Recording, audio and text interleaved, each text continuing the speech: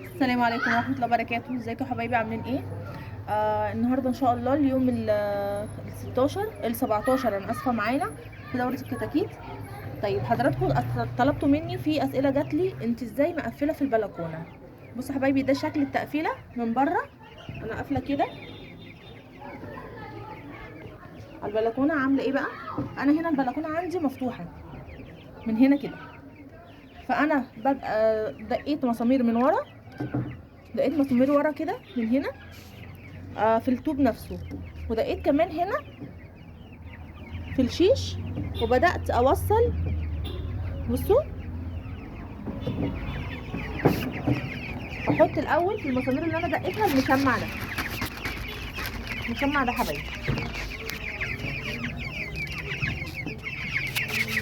وصلت الأول المشمع، وفي الطوب أو والمسمار اللي أنا حطيته هنا في الخشبة، حطيت مسمار هنا ومسمار الناحية التانية في آخر العشة، بس الناحية التانية من بره، وبدأت أربط بيه في سلك.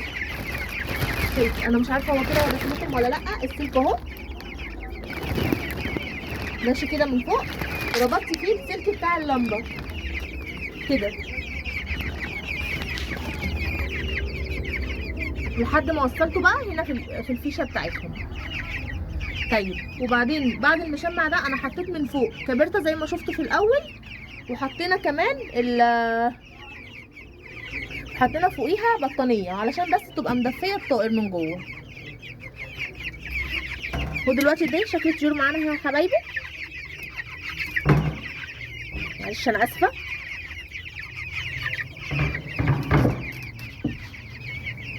هنبتدي دلوقتي. الاول حبايبي احنا كنا بنستخدم من اول يوم اللي هو البادي 23 علف الحرامين، 23 23% بروتين، ده البادي. بعد كده هنبتدي نستخدم اللي هو النامي. نامي سوبر نباتي 21%، الحرامين برضو. طب دلوقتي انا هبتدي افتح الشكاره دي معاكم كده.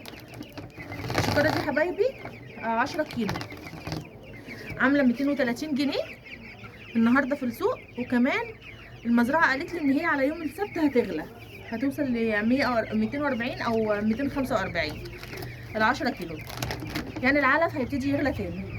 طيب بنقسمها ازاي او بنخلطها ازاي علشان نبتدي في السن ده نديها للكتاكيت بتاعتنا؟ هو المفروض ان احنا بنخلط من اليوم ال16. انا اليوم ال16 اللي هو امبارح ما خلطتش معاكم علشان بس كنت عايزه اشوف الاوزان هينفع ان انا اخلط لها ولا لا. طيب الاوزان لو ما وصلتش معاكي ل 400 جرام ما تخلطيش، سيبي لهم الباقي شويه لحد ما يوصلوا معاكي حتى ل 20 يوم، ما فيهاش مشكله خالص. طيب انا دلوقتي هنبتدي نسمي الله، وهنبتدي ناخد من هنا كده. ده انا بعاير بيه، العلف ده نص كيلو. هبتدي احطه هنا كده، يبقى انا حطيت هنا نص كيلو، وهحط عليه تاني نص كيلو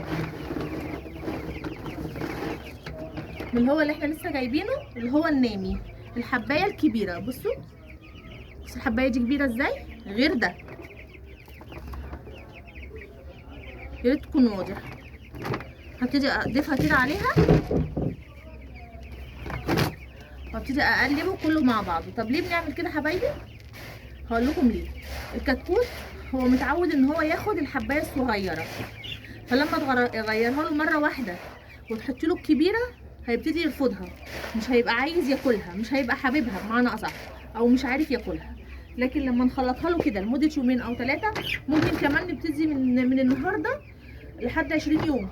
انا ممكن كمان يعني لحد ما نخلص الشوكولاته ديت، هي فيها حوالي 2 كيلو، حوالي 2 كيلو اللي هي البادي دي فيها حوالي 2 كيلو، ممكن اخلصهم ب 2 كيلو واخليهم معاهم لحد ما يخلصوا.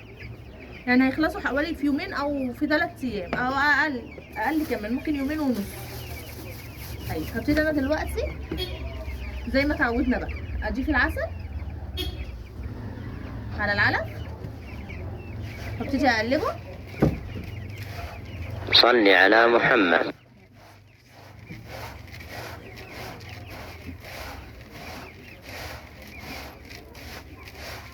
من ضمن الاسئله كمان يا جماعه اللي جات لي على القناه، هو لازم الكتكوت القب يبقى فيه النقطه السوداء؟ لا يا جماعه، مش شرط يبقى فيه النقطه السوداء. انا عندي هنا كذا كتكوت ما فيهوش النقطه السوداء دي خالص، وكلهم نوع واحد وكلهم قب. والدوره اللي قبل ديت اللي انتوا شفتوني وانا بذبحها ما كانش فيهم ولا واحد فيه نقطه سوداء. فيا ريت يا جماعه يكون كده انا رديت على الاسئله اللي اتسالت لي. ولو في اي استفسارات تاني انا برد على اي استفسارات. اللي عنده اي استفسار يبعتها لي على القناه. بس انا دلوقتي حطيت معلقه الخلطه اللي انا عملتها، اللي هي عباره عن 100 جرام كركم، 100 جرام نعناع ناشف، 100 جرام كمون مطحون، و100 جرام قرفه، وكيس خميره. كده اقلب كده.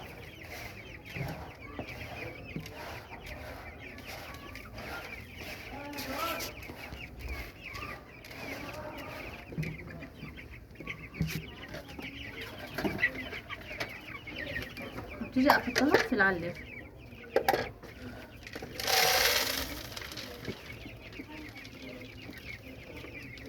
بجد يا جماعه انا النهارده لما نزلت المزرعه اتصدمت من الاسعار.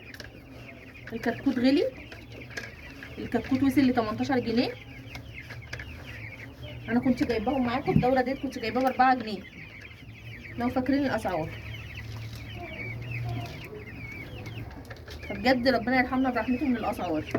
بس مهما يكون هيبقى اوفر لك ما بتجيبي من بره، حتى لو مش اوفر هيبقى انضف، لك. دلوقتي انا هبتدي احط الميه معاكم كده، نص معلقه كوميت صغيره، نص معلقه صغيره على لتر ميه. وهقول تاني، الكوميت ما بيتاخدش اكتر من مرتين بس في اليوم، باقي المرات في اليوم لو حبوا لو عايزوا ميه تاني بنحطها ميه نضيفه من الحنفيه.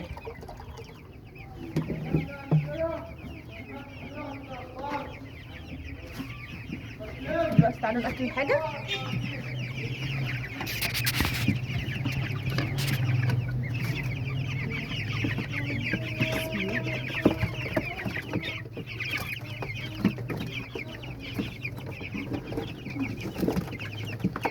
شكلهم هم يا حبايبي معانا، بسم الله اللهم بارك.